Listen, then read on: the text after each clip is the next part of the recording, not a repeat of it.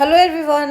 हम कर रहे थे हमारा एनवायरनमेंट और एनवायरनमेंट में हमारा चल रहा था मिनरल्स, यानी कि आपके जो खनिज संसाधन है उस पर टॉपिक कर रहे थे। हम कंटिन्यू चलेंगे। लास्ट हमारा हो गया था जैसे रेयर मिनरल कौन से हैं, हमारे डीप सी माइनिंग, इस टाइप के सारे टॉपिक्स हो चुके हैं। आज का हमारा नेक्स्ट क्या आएगा, एक आपका फाउंडेशन आया था, कौन सा, डिस्ट्रिक्ट मिनरल फाउंडेशन, जिसको हम क्या बोलते हैं, डीएमएफ बोलते हैं। क्या बोलते हैं? डीएमएफ, यानी कि जिला खनिज प्रतिष्ठान।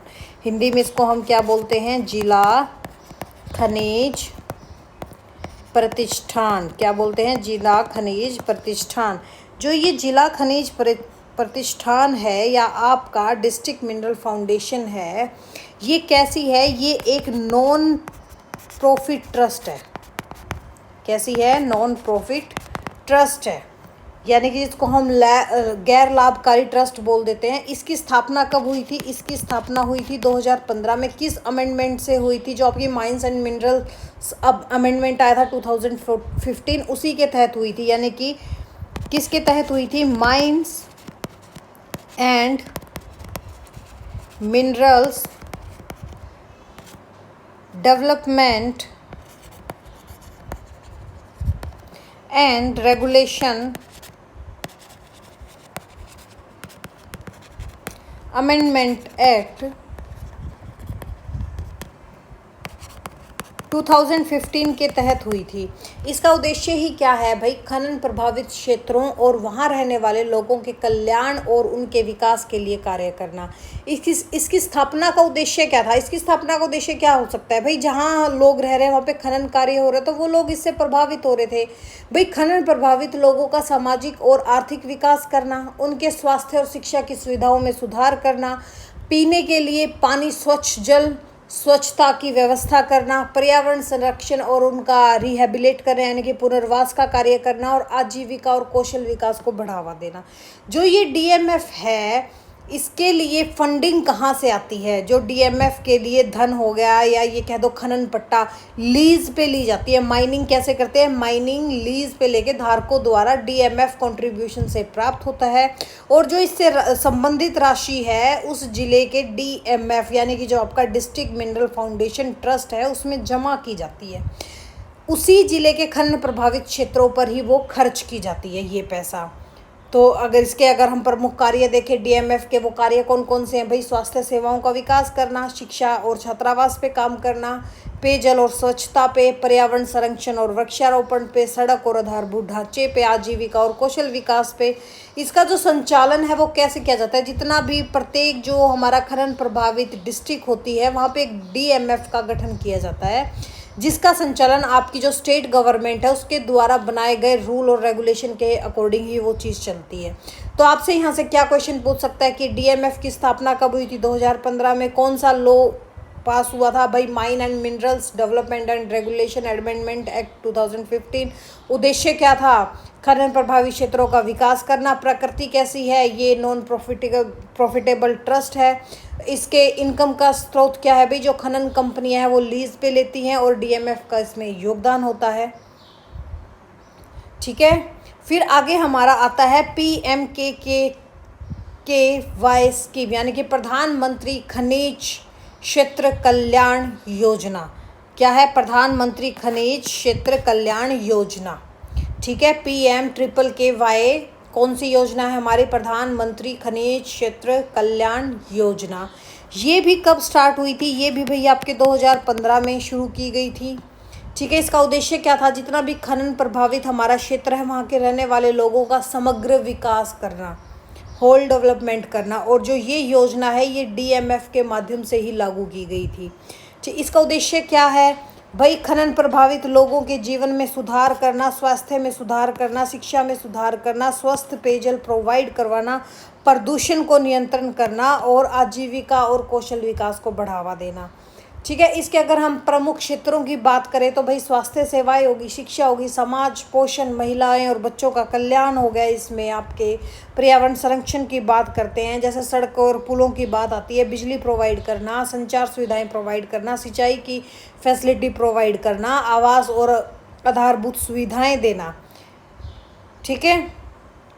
ये क्या थी हमारी PMKKY यानी कि प्रधानमंत्री खनिज क्षेत्र कल्याण योजना, जिसको हम बोलते हैं PMKKY। इसकी शुरुआत कब हुई थी? 2015 में हुई थी। किसके माध्यम से हुई थी? DMF के माध्यम से हुई थी। इसका उद्देश्य क्या है? खनन प्रभावित क्षेत्रों में सतत और समावेश यानी कि जो आपका सस्टेनेबल डेवलपमेंट है उस पर विकास करना। और इसके लिए फंड कहाँ से लिया जाता है? आपके DMF से, और DMF का स्टेट गवर्नमेंट प्रोवाइड करती है। ठीक है, उसके बाद आ जाते हैं हमारे भाई खनिज संरक्षण के उपाय यानी कि मेजर्स फॉर मिनरल कंजर्वेशन यानी कि खनिज संरक्षण। खनिज संरक्षण क्या होता है भाई? खनिज संसाधनों का वैज्ञानिक, विवेकपूर्ण और सस्टेनेबल उपयोग करना, ताकि जो हमारा वर्तमान है, वर्तमान की आवश्यकताओं के साथ साथ हमारी भविष्य की पीढ़ियों के लिए भी वो मिनरल उपलब्ध हो सके। इसके उपाय क्या होते हैं? अगर हम वैज्ञानिक खनन की बात करें इसमें, तो जैसे देखो आपका एक होता है वैज्ञानिक खनन, जिसको हम बोलते हैं साइंटिफिक माइनिंग। इसमें होगा नहीं है तो हम कर लेते हैं। जैसे एक होता है हमारा साइंटिफिक माइनिंग, क्या होता है? जिसको हम क्या बोल देते हैं? वैज्ञानिक खनन। जिसको हम क्या बोलते हैं बेटा? वैज्ञानिक खनन।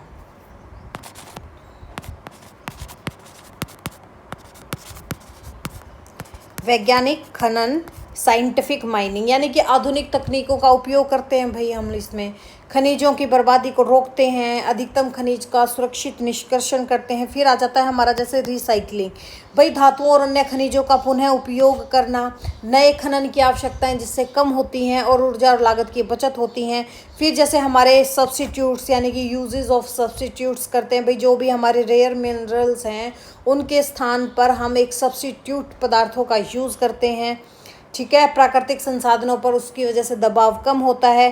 फिर होता है हमारा जैसे संसाधनों का मितव्ययी उपयोग यानी कि सस्टेनेबल माइनिंग, आवश्यकताओं के अनुसार खनिजों का उपयोग करते हैं, अनावश्यक बर्बादी को रोकते हैं। फिर आ जाता है जैसे हमारा निम्न ग्रेड अयस्कों का उपयोग, और क्या आता है हमारा इसमें? निम्न ग्रेड अयस्कों का उपयोग करते हैं हम लोग, यानी कि जो आधुनिक तकनीक से कम गुणवत्ता वाले अयस्क जो हमारे और होते हैं उनका भी उपयोग हो और खनिज भंडार का बेहतर दोहन हो। फिर जैसे पर्यावरण अनुकूलन खनन करते हैं हम लोग। खनन के बाद भूमि का पुनर्वास, जिसको हम क्या बोलते हैं? माइन रिकम्बिनेशन बोलते हैं। वृक्षारोपण और जैव विविधता का संरक्षण करते हैं। प्रदूषण नियंत्रण पर बात करते हैं। नई खोज का सर्वेक्षण करते हैं भाई, नए नए खनिज भंडारों की खोज करते हैं। उन्नत वैज्ञानिक तकनीकों का उपयोग करते हैं। कठोर कानून और निगरानी पे भाई अवैध खनन पर रोक लगाते हैं। खनिजों पर पारदर्शी प्रबंधन करते हैं। पर्यावरणीय नियमों का पालन करते हैं। ठीक है, और नवीकरणीय ऊर्जा को बढ़ावा देते हैं। जैसे आपका कोयला, पेट्रोलियम, प्राकृतिक गैस पर निर्भरता कम होती है। इस वजह से सौर, पवन और जल ऊर्जा का अधिक उपयोग होता है। क्यों करते हैं हम? इनका क्या महत्व है हमारी लाइफ में? मिनरल कंजर्वेशन का क्या महत्व है भाई? भविष्य जो हमारे इन फ्यूचर हमारी जनरेशन आनी है उनके संसाधनों की उपलब्धता के लिए, पर्यावरण के संरक्षण के लिए, सस्टेनेबल डेवलपमेंट को बढ़ावा देने के लिए, ऊर्जा और आर्थिक सुरक्षा प्रोवाइड करने के लिए, खनन में होने वाले प्रदूषण को कम करने के लिए। ठीक है, तो हमसे क्या पूछ सकते हैं इसके बारे में भी? जो खनिज अनवीकरणीय आपके नॉन रिन्यूएबल संसाधन हैं, ये पुनःचक्रण खनिज संरक्षण का सबसे प्रभावी उपाय है। वैज्ञानिक खनन में से खनिजों की बर्बादी कम होती है। माइन रिकम्बिनेशन की यानी कि जो खनन के बाद भूमि पुनर्वास है उसकी आवश्यकता पड़ती है। अवैध खनन पर रोक खनिज संरक्षण के लिए महत्वपूर्ण है। नवीकरणीय ऊर्जा के उपयोग से जीवाश्म ईंधनों का संरक्षण होता है। ठीक है, अब आ जाता है हमारा क्या कि खनन को के पर्यावरणीय प्रभाव क्या है भाई? सबसे पहले तो भूमि का क्षरण होता है भाई, मिट्टी की गुणवत्ता घटती है उससे। अम्लीय खान जल होती है यानी कि एसिड माइन ड्रेनेज बढ़ जाता है। खनन क्षेत्रों में अम्लीय जल निकलना स्टार्ट हो जाता है। ध्वनि प्रदूषण होता है, जल प्रदूषण होता है। ग्रीन माइनिंग पर्यावरण अनुकूलन खनन एक टेक्निक है। और अर्बन माइनिंग पुराने इलेक्ट्रॉनिक्स उपकरणों का धातु पुनर्प्राप्ति करते हैं यानी कि रिसाइकलिंग करते हैं उस चीज़ की। और सर्कुलर इकोनॉमी और खनिज क्या होते हैं? खनिजों का पुनः उपयोग और रिसाइकलिंग, जो भी आपको मैं समझा चुकी।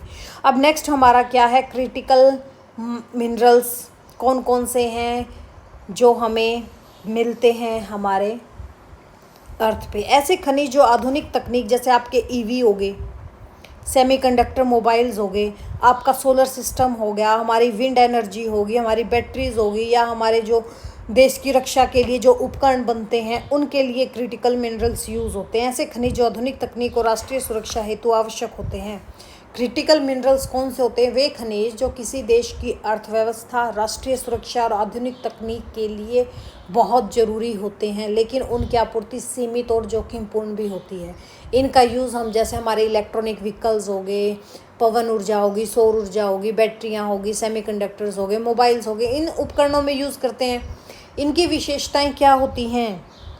जैसे भाई आर्थिक और सामरिक दृष्टि से बहुत ज़्यादा महत्वपूर्ण है ये क्रिटिकल मिनरल्स। हमारा आपूर्ति बाधित जोखिम को कम करता है। सीमित देशों में अधिक भंडार हैं, लोग बस सीमित देशों में ही भंडार हैं, हर देश में आपको नहीं मिलेंगे क्रिटिकल मिनरल्स देखने को। और उच्च टेक्निक उद्योगों के लिए भी आवश्यक होता है। जैसे आप इसमें देखोगे लिथियम आ गया, आपका कोबाल्ट आ गया, निकेल आ गया, जैसे आपका ग्रेफाइट हो गया, और क्या होता है जैसे हमारा ग्रेफाइट आ गया, ये भी क्रिटिकल मिनरल्स होता है। ठीक है, कॉपर हो गया यानी कि जो हमारा तांबा है, ये भी क्रिटिकल मिनरल में आता है। और जैसे आपके रेयर अर्थ मिनरल हैं जो हम लास्ट लेक्चर में करके आए थे, रेयर अर्थ मिनरल जैसे जिसमें आपके मैग्नेट हो गया, इलेक्ट्रॉनिक व्हीकल में काम आते हैं, आपके पवन टर्बाइन में काम आते हैं यानी कि विंड टर्बाइन में, इन सब चीज़ों में काम आता है। जैसे आपका सिलिकॉन हो गया, ये क्या है? ये सारे सिलिकॉन किस में यूज़ होता है? जैसे सिलिकॉन हमारा सेमीकंडक्टर में यूज़ होता है। सिलिकॉन किस में यूज़ होता है? सेमीकंडक्टर में यूज़ होता है, हमारे सौर पैनल में यूज़ होता है,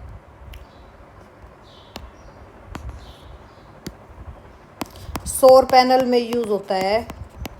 सिलिकॉन इसमें यूज़ होता है। जैसे लिथियम किस में यूज़ होता है? हमारे इलेक्ट्रॉनिक व्हीकल की बैटरी में यूज़ होता है। जैसे कोबाल्ट है, ये कोबाल्ट किस में यूज़ होता है? जो हमारा रिचार्जेबल बैटरी होती है उसमें कोबाल्ट यूज़ होता है।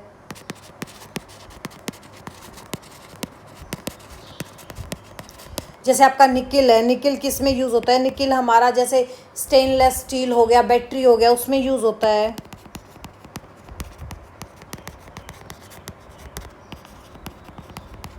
जैसे ग्रेफाइट हो गया, बैटरी एनोड में काम आता है। कॉपर हो गया, ये इलेक्ट्रिक वायर में काम आता है यानी कि जिसको हम विद्युत तार बोलते हैं, विद्युत तार में ये काम आती है। अगर हम भारत और लिथियम की बात करें, अगर हम इसके उपयोग की बात करें तो अभी हमने देख लिया कि भी इलेक्ट्रॉनिक व्हीकल्स में होता है, मोबाइल कंप्यूटर में यूज़ होता है, सेमीकंडक्टर चिप में यूज़ होता है, हमारे सोलर एनर्जी में यूज़ होता है, विंड टर्बाइन में यूज़ होता है, अंतरिक्ष सुरक्षा उपकरण में यूज़ होता है। अगर हम भारत में प्रमुख क्रिटिकल मिनरल्स की बात करें तो अभी देखा हमने lithium, cobalt, nickel, graphite, rare earth mineral और आपका कॉपर है। भारत में इन खनिजों की खोज, उत्पादन और आपूर्ति बढ़ाने पर विशेष ध्यान दिया जा रहा है। ठीक है, और अगर हम बात करें कि देखो भारत में लिथियम कहाँ मिलता है? जम्मू कश्मीर में लिथियम का भंडार है। लिथियम का उपयोग इलेक्ट्रॉनिक व्हीकल और मोबाइल बैटरीज में यूज़ होता है। हाइड्रोजन इकोनॉमी और खनिज यानी कि जो ग्रीन हाइड्रोजन तकनीक में प्लैटिनम ग्रुप मेटल्स सबसे महत्वपूर्ण होता है। ठीक है, भारत अगर हम खनिज और भू राजनीति की बात करें तो जैसे खनिज वैश्विक राजनीति को प्रभावित करता है। ऑयल पॉलिटिक्स होगी, जैसे अभी चल रहा है हमारा जो आपका ईरान और यूएसए का चल रहा है, आपके इनमें वॉर चल रहा है, तो जो बीच में इन्होंने रोका हुआ है सारा सिस्टम, वो सब चीज़ क्या भाई? ऑयल पॉलिटिक्स होगी। रेयर अर्थ कंपटीशन हो गया। ओपीईसी क्या है, जिसको हम ओपेक भी बोल देते हैं? ये होता है organisation of the petroleum exporting countries यानी कि पेट्रोलियम निर्यातक देशों का संगठन। ठीक है, ओपेक क्या है? पेट्रोलियम निर्यातक देशों का संगठन। जो हमारा organisation of the petroleum exporting countries हैं, ये दुनिया के प्रमुख पेट्रोलियम निर्यातक देशों का एक संगठन है जिसका उद्देश्य सदस्य देशों की पेट्रोलियम नीतियों में समन्वय स्थापित करना है और वैश्विक तेल बाजार में स्थिरता को बनाए रखना होता है। इसकी स्थापना कब हुई थी? अगर हम इसकी बात करें कि ओपेक की स्थापना कब हुई थी, इसकी स्थापना हुई थी 14 सितंबर 1960 को। किस जगह हुई थी? बगदाद में हुई थी। कहाँ हुई थी? ठीक है। और इसका अगर हेड क्वार्टर की बात करें तो इसका हेड क्वार्टर कहाँ है, वियना में है। कहाँ है, वियना में। कब से, 1965 से। जैसे अगर इसके संस्थापक देश कौन कौन से हैं, इसके अगर हम देशों की बात करें, मोस्ट इम्पोर्टेंट है, एग्जाम में आते ही आते हैं। अगर इसमें कौन कौन सी कंट्री है, इसमें है आपका जैसे ईरान, इराक जहाँ पे तेल मिलता है आपका, इराक, कुवैत, सऊदी अरब, ठीक है, वेनेजुएला, ठीक है, ये इसके संस्थापक देश हैं। और वर्तमान में इसके कौन कौन से सदस्य हैं, जैसे आपके सऊदी अरेबिया हो गया, ईरान हो गया, इराक हो गया, कुवैत हो गया, यूनाइटेड अरब अमीरात्स हो गया आपका, अल्जीरिया हो गया, Libya, Nigeria, Congo, equatorial Guinea हो गया आपका, गैबोन हो गया। ऐसे ऐसे इसमें देश शामिल होते भी रहते हैं और बाहर भी होते रहते हैं, बट स्थापना के टाइम पे ये देश थे इसके। ठीक है, इसका उद्देश्य क्या है, इसका उद्देश्य है कि भाई पेट्रोलियम उत्पादक नीतियों का समन्वय करना, वैश्विक तेल कीमतों में स्थिरता को बनाए रखना, सदस्य देशों के हितों की रक्षा करना, उपभोक्ता देशों को नियमित तेल आपूर्ति सुनिश्चित करना। ठीक है, जैसे ओपेक प्लस, अगर हम अन्य प्रमुख तेल उत्पादक देशों की बात करें तो जैसे आपके रशिया में भी तेल मिलता है, जैसे अभी रशिया ने कहा कि हम तुम्हें बहुत सस्ता तेल दे सकते हैं। जैसे आपका कजाकिस्तान हो गया, यहाँ पे भी आपको तेल देखने को मिलता है। अगर हम भारत की और ओपेक की बात करें तो भारत इसका सदस्य नहीं है, इस चीज़ को याद रखना, भारत ओपेक का सदस्य नहीं है। भारत विश्व के सबसे बड़े कच्चे तेल आयातकों यानी कि जो इंपोर्ट करते हैं उनमें से एक है, और भारत अपनी तेल आवश्यकताओं का बड़ा हिस्सा ओपेक देशों से इंपोर्ट करता है। ठीक है, जैसे हम बात करें कि भाई भारत में आपातकाल हेतु तेल भंडार कहाँ है, जैसे आपका विशाखापट्टनम में, मंगलूर में है, पाडूर में है। ठीक है, ये कुछ फैक्ट्स हैं। जैसे गोंडवाना कोल लगभग 250 मिलियन वर्ष पुराना है। टेरेस्ट्री कोयल अपेक्षाकृत नया कोयला माना जाता है। अंटार्कटिका कोयले में कार्बन सर्वाधिक होता है। भारत का अधिकांश कोयला गोंडवाना श्रेणी का है। मोनोजाइट से थोरियम प्राप्त होता है। भारत रेयर अर्थ मिनरल में समृद्ध है। डीप सी माइनिंग भविष्य की रणनीति आवश्यकताओं मानी जा रही हैं। लिथियम वाइट गोल्ड कहलाता है। पेट्रोलियम उद्योग में अपस्ट्रीम और माइंड स्ट्रीम और डाउन स्ट्रीम क्षेत्रों में बांटा जाता है, यानी कि अपस्ट्रीम, मिड स्ट्रीम और डाउन स्ट्रीम। माइंड स्ट्रीम नहीं, मिड स्ट्रीम। ठीक है, नेचुरल गैस ट्रांजैक्शन फ्यूल कहा जाता है। ये आपको चाहिए तो ऐसे ऐसे आपको मैं दे सकती हूँ।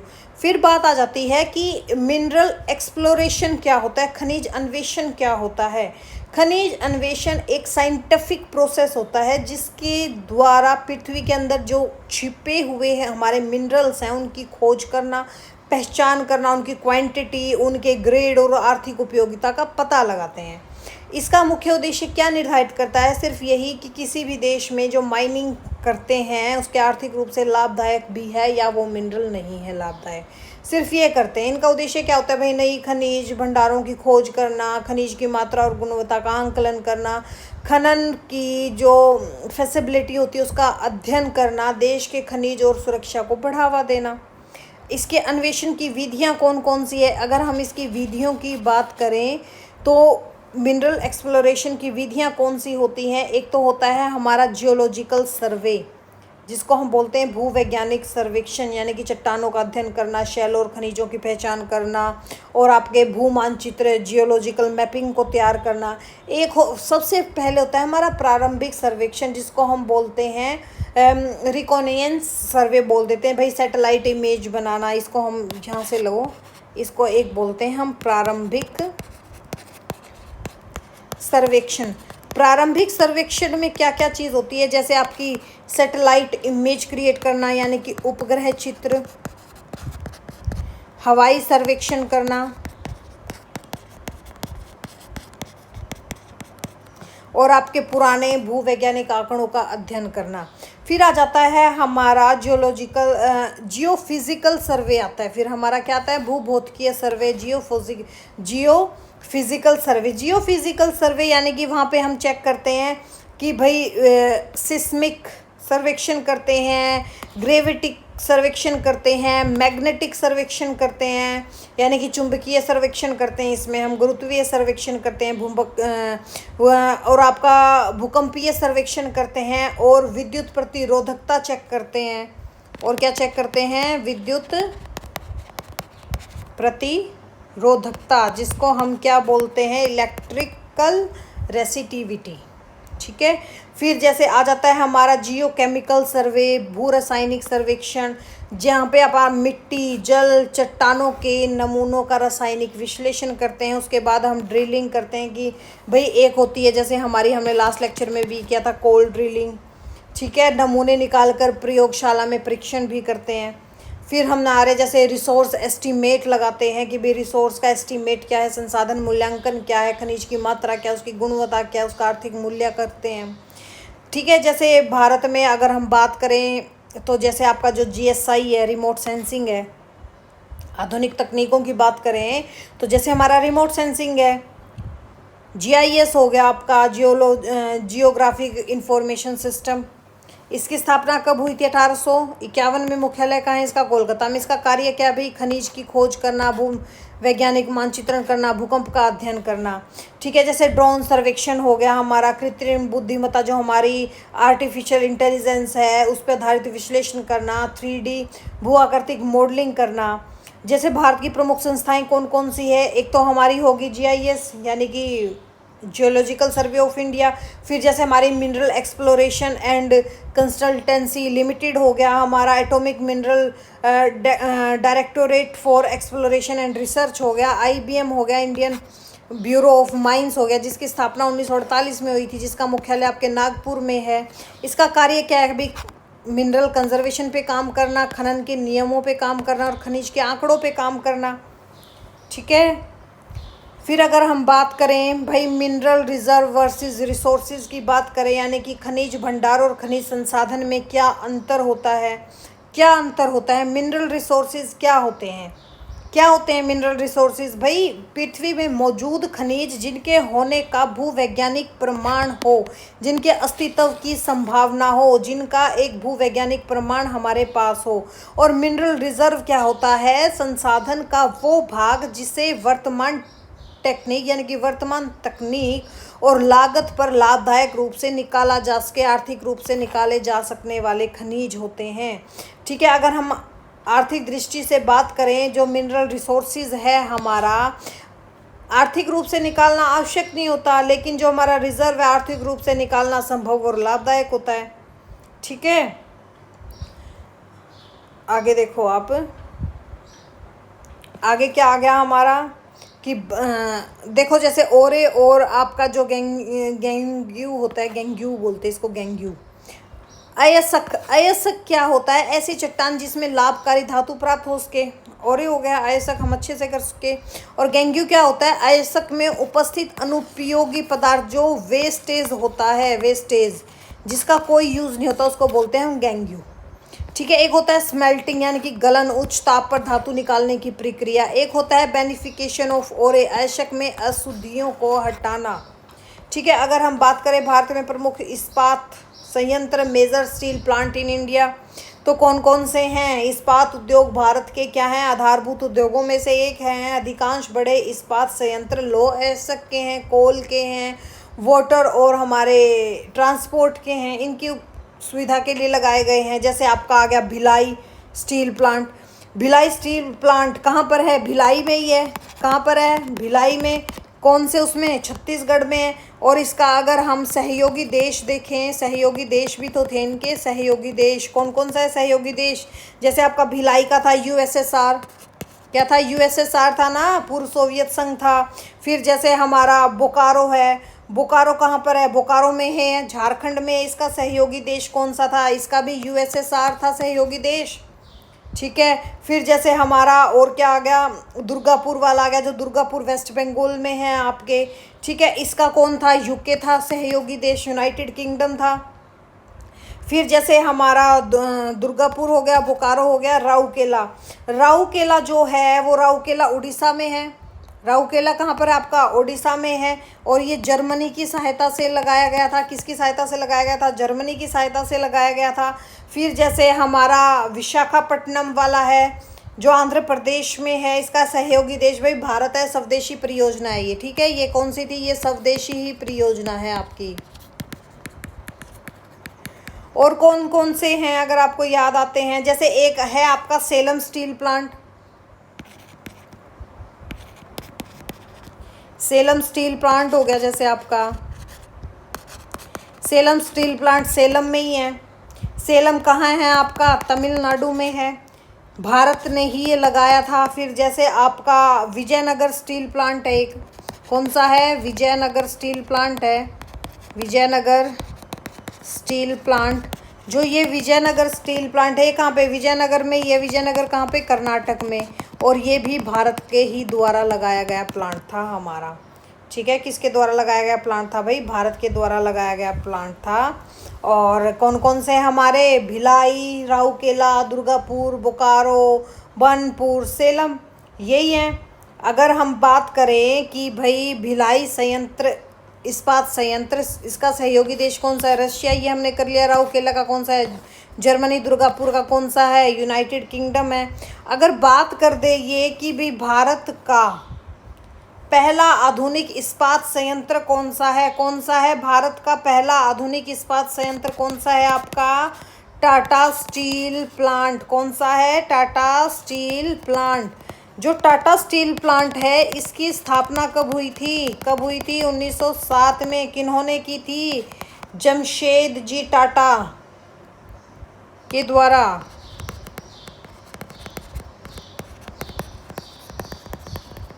कहाँ पर, जमशेदपुर में।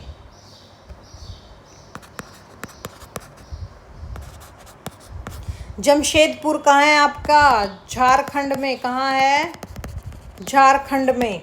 ठीक है, तो हमसे क्या पूछ सकता है एग्जामिनर, भारत का पहला आधुनिक इस्पात संयंत्र कौन सा भाई, Tata steel, Tata steel plant Jamshedpur में। भिलाई इस्पात संयंत्र यूएसएसआर के सहयोग से बनाया गया था। राउरकेला इस्पात संयंत्र जर्मनी के सहयोग से बनाया गया था। दुर्गापुर ब्रिटेन के सहयोग से बनाया गया था। बोकारो आपके सोवियत संघ की सहायता से बनाया गया था। विशाखापट्टनम वाला भारत का पहला तटीय इस्पात संयंत्र कौन सा है, विशाखापट्टनम इस्पात संयंत्र। ठीक है, अगर हम बात करें खनिज आधारित उद्योगों की, मिनरल बेस्ड इंडस्ट्रीज़ की बात करें, तो आपका जो खनिज आधारित उद्योग, कौन से उद्योग होते हैं, ये वो उद्योग होते हैं जिनमें खनिजों को कच्चे माल के रूप में, यानी कि रॉ मटेरियल के रूप में उपयोग करके भिन्न भिन्न प्रकार के उत्पाद बनाए जाते हैं। और ये उद्योग किसी भी देश के औद्योगिक विकास की क्या होती है भाई, बैकबोन होती है। जैसे अगर हम बात करें तो हमारा फेरस इंडस्ट्रीज़ यानी कि लौह और इस्पात उद्योग, या लोह आधारित उद्योग हो गया जिसमें आपका लोह इस्पात उद्योग आ गया, लोहा उद्योग आ गया, मिश्र धातु उद्योग आ गई।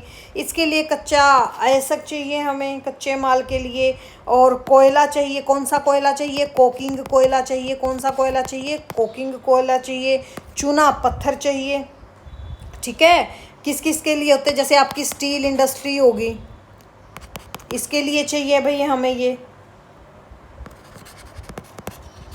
और जैसे आयरन इंडस्ट्री होगी, हमारे अलॉय स्टील हो गया, इस चीज़ के लिए हमें क्या क्या चाहिए, लोहे अयस्क, कोयला और चूना पत्थर।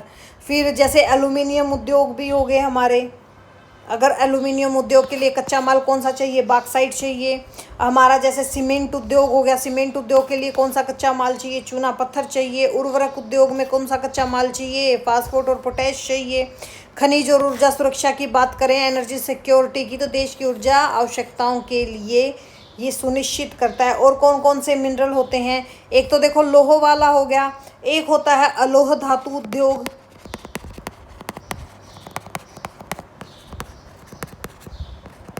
जो हमारा नॉन फेरस इंडस्ट्रीज होती हैं, जिसमें हमारा एल्युमिनियम उद्योग भी आ जाता है, हमारा जस्ता उद्योग आ जाता है, और हमारा आपका सीसा उद्योग आ गया,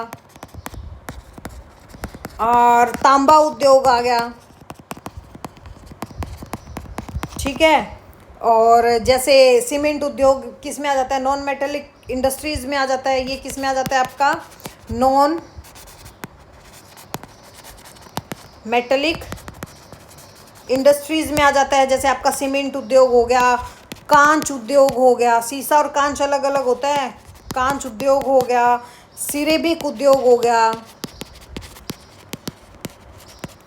और जैसे हमारा उर्वरक उद्योग हो गया भाई, इसके लिए चूना पत्थर पत्थर यूज़ होता है, जिप्सम यूज़ होता है, सिलिका यूज़ होता है, फास्फोट यूज़ होता है, पोटैश यूज़ होता है। फिर होता है हमारे एक पेट्रोलियम या पेट्रोकेमिकल उद्योग, जिसमें हमारे ऑयल रिफाइनरीज आ गए, प्लास्टिक उद्योग आ गया, सिंथेटिक फाइबर आ गया, रबर उद्योग आ गया। इसके लिए कच्चा माल जैसे आपका क्रूड को ऑयल हो गया, प्राकृतिक गैस होगी।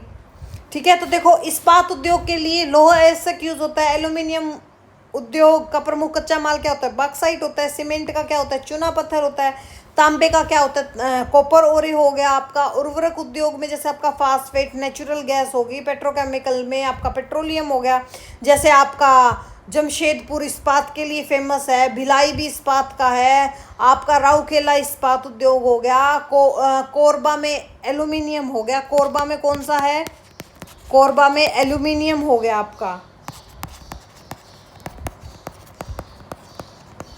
ठीक है, जैसे विशाखापट्टनम में आपका इस्पात और पेट्रोलियम हो गया। ठीक है, फिर हमारा आ जाता है नेशनल क्रिटिकल मिनरल मिशन, जिसको हम बोलते हैं NCMM, राष्ट्रीय क्रिटिकल मिनरल मिशन बोलते हैं हम इसको। National critical mineral mission NCMM। NCMM क्या है? भारत सरकार का एक राष्ट्रीय मिशन है, जिसका उद्देश्य जो क्रिटिकल मिनरल्स हैं उनकी खोज करना, यानी कि एक्सप्लोरेशन करना, उनकी माइनिंग करना, उनका प्रोसेसिंग करना, उनकी रिसाइकलिंग करना और सप्लाई चेन को मजबूत बनाना। इसका उद्देश्य या लक्ष्य क्या है? इसका गोल क्या है? भारत को ऊर्जा परिवर्तन यानी कि energy transition, electronic vehicle, semiconductor, रक्षा और उच्च प्रौद्योगिकी उद्योगों के लिए खनिज में आत्मनिर्भर बनाना, सेल्फ डिपेंडेंट बनाना। ठीक है, इसका यही उद्देश्य है भाई, देश में क्रिटिकल मिनरल्स की खोज को बढ़ाना, खनन और उत्पादन को बढ़ावा देना, प्रोसेसिंग और मूल्य संवर्धन करना, रिसाइकलिंग और पुनः उपयोग को बढ़ावा देना, विदेशों में खनिज संपत्तियों में निवेश कर आपूर्ति को सुनिश्चित करना, अनुसंधान और नई तकनीकों का विकास करना। कौन कौन से हैं क्रिटिकल मिनरल्स? अभी हम करके आए थे, जैसे आपका लिथियम हो गया, कोबाल्ट हो गया, निकेल हो गया, ग्रेफाइट हो गया, आपका तांबा हो गया, आपके रेयर अर्थ मिनरल हो गए। रेयर अर्थ मिनरल नहीं कह सकते हम, इसको कहेंगे रेयर अर्थ एलिमेंट। ठीक है, जैसे इलेक्ट्रॉनिक व्हीकल की बैटरियों के लिए आवश्यक होते हैं भाई, सौर ऊर्जा, पवन ऊर्जा के उपकरण के लिए आवश्यक होते हैं, सेमीकंडक्टर और आपके मोबाइल्स हो गए, चिप होगी, रक्षा और आंतरिक तकनीक होगी, हमारी आत्मनिर्भर भारत को बढ़ावा देना हो गया। इन सब चीज़ों के लिए हम इन चीज़ों का यूज़ करते हैं।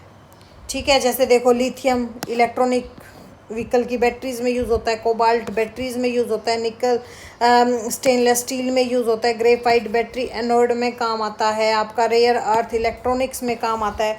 अगर हम बात करें ई वेस्ट और मिनरल्स की बात करें, तो ई वेस्ट क्या होता है? Electronic waste. ई वेस्ट को क्या बोलते हैं? ई जिसके आगे आ गया वो क्या हो गया? Electronic waste. उन इलेक्ट्रॉनिक उपकरणों का कचरा है जो अनुपयोगी या ख़राब हो चुके हैं, जो अभी आपके निकल चुके हैं आपके घर से। पुराने इलेक्ट्रॉनिक उपकरणों की धातु का पुनः प्राप्त करना और अर्बन माइनिंग कहलाता है ई वेस्ट। ठीक है, जैसे आपके फॉर एग्जांपल हमारे मोबाइल फ़ोन हो गए, ठीक है, कंप्यूटर लैपटॉप हो गए, और जैसे हमारे टीवी हो गए, हमारी बैटरियाँ होगी, प्रिंटर हो गए, और हमारे जैसे फ्रिज हो गए, रेफ्रिजरेटर्स हो गए। ये होता है ई वेस्ट यानी कि इलेक्ट्रॉनिक वेस्ट। ई वेस्ट को अर्बन माइन भी कहा जाता है। क्या कहा जाता है? अर्बन माइन यानी कि शहरी खदान बोला जाता है ई वेस्ट को। ठीक है, क्योंकि इसके कई मूल्यवान खनिज और धातुएं दोबारा प्राप्त की जा सकती हैं, जैसे आपका गोल्ड हो गया। ठीक है, जैसे हमारा क्या हो गया? गोल्ड हो गया। सर्किट बोर्ड पे यूज़ होता है ना गोल्ड। किस पे यूज़ होता है? सर्किट बोर्ड पे यूज़ होता है ना।